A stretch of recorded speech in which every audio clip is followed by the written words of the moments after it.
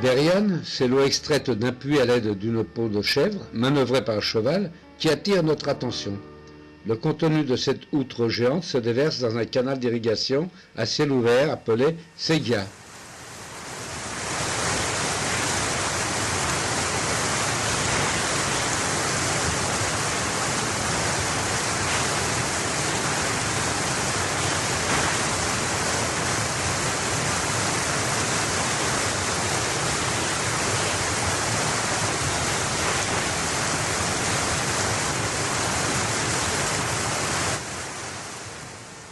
Dans cette oasis, l'eau ne manque pas et ça se voit, l'aspect luxuriant de la végétation. Ce puits est appelé ici puits cacahuète.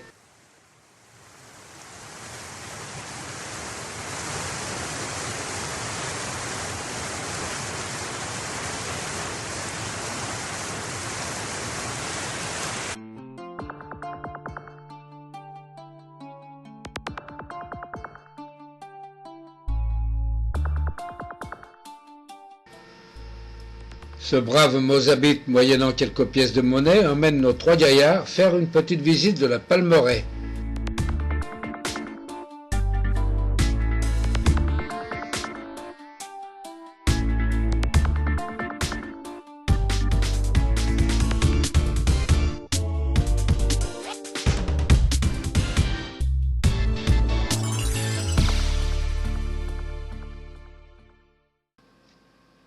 Après 470 km de paysages peu variés mais combien fascinants, une route en parfait état et pratiquement déserte, notre voiture Renault Dauphine 5 chevaux nous transporte à destination.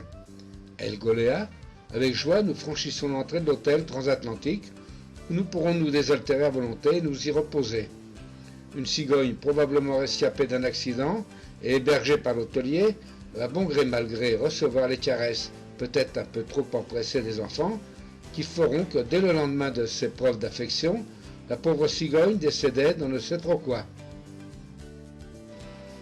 Alors que cette gazelle semble s'être accommodée de sa captivité. Sans s'attarder sur ces considérations, nous commençons l'exploration des environs de la ville. Ici, c'est un fabricant de parpaings en banco qui nous demande de l'argent en échange de l'autorisation de le filmer.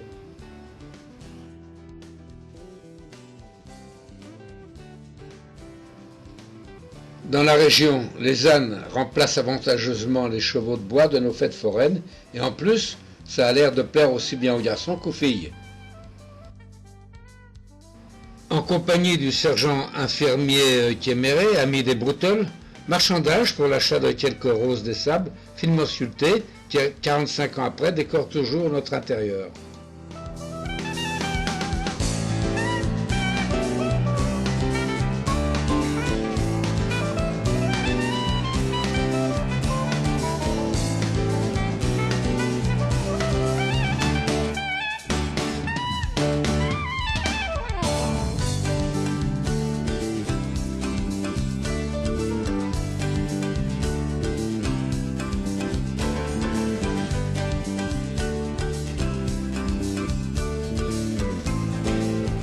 D'un environnement désertique qui à la longue peut être stressant pour certains, sans transition, nous évoluons dans un autre monde fait de couleurs et formes auxquelles nous, pauvres nordistes, ne sommes pas habitués.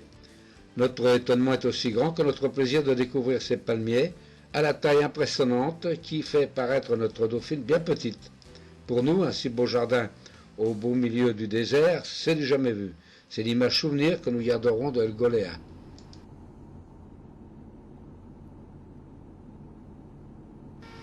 Situé à 12 km d'El Golea, ce lac appelé Chot, et qui mesure 75 km de long sur 16 de large, contient une eau qui est la plus salée au monde. Il est une étape pour certains oiseaux migrateurs.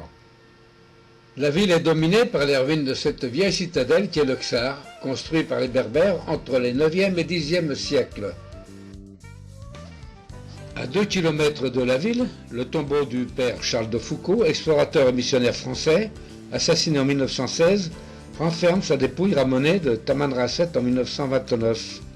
Notre présence en ces lieux marqués par ces vestiges du passé est ressentie comme un pèlerinage en hommage à cet homme courageux que fut ce missionnaire qui vécut dans le dénuement matériel le plus complet. une église catholique, un calvaire et une sculpture du buste du père de Foucault enrichissent le passé historique de la présence française dans ces lieux.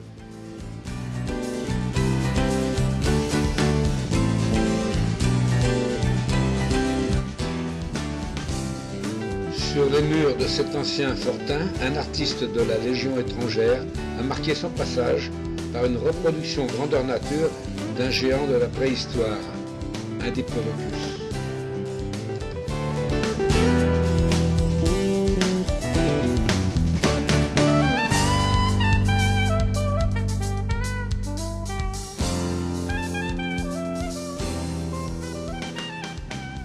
Après avoir sillonné les environs d'El Golea durant près d'une semaine, nous plions bagages, pendant que les enfants s'affairent une dernière fois à construire des châteaux de sable.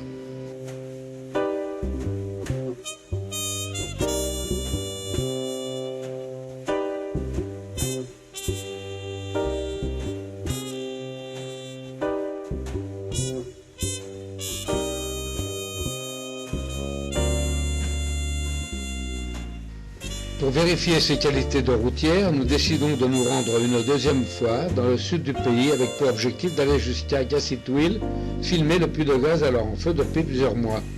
Nous passerons par la Guatte et Gardaïa. À partir de Ouargla, nous rayonnerons sur Tougourt, Hassim Messaoud et enfin Gassitouil.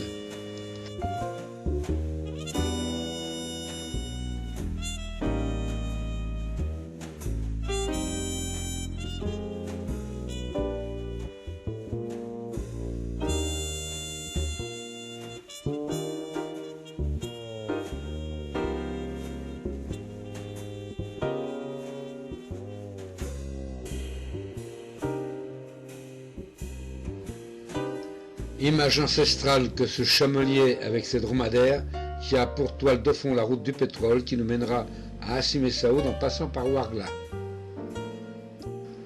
Ouargla que nous atteignons après 190 km de bonne route et où nous y passerons la nuit. La fraîcheur toute relative du matin nous fait se déplacer de préférence peu de temps après l'aube. Avant de poursuivre notre voyage en direction de Tougourt, nous prenons quelques souvenirs de la place du marché entourée de portiques. Une escapade dans la Pellemeraie autorise nos trois lascars à faire un peu de jogging. Nous sommes de nouveau sur la route pour une visite à Tougourt, située à 160 km au nord de Ouargla.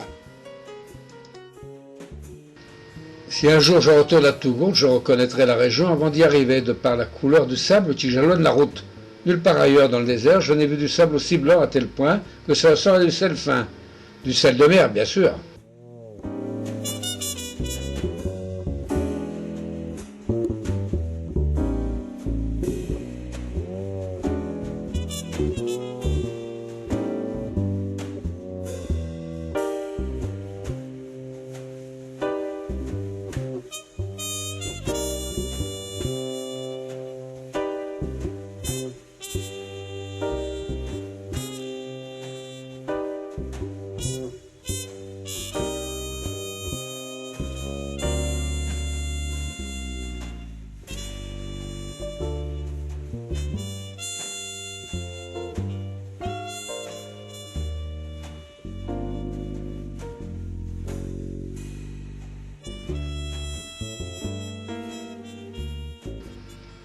La clarté du paysage, pour ne pas dire l'éblouissement, prend des couleurs dont le contraste est accentué par la teinte bleutée du bitume lui-même bordé de ce sable si blanc. L'enchantement s'accentue avec le décor coloré des immenses palmiers bordant la route. Ce chamelier nous demande de lui donner un médicament pour soigner ses yeux qui pleurent. Hélas, nous ne pouvons l'aider. Nous ne pouvons que regretter l'absence du sergent infirmier Kéméré qui disposait d'une petite pharmacie d'urgence que nous ne possédons pas.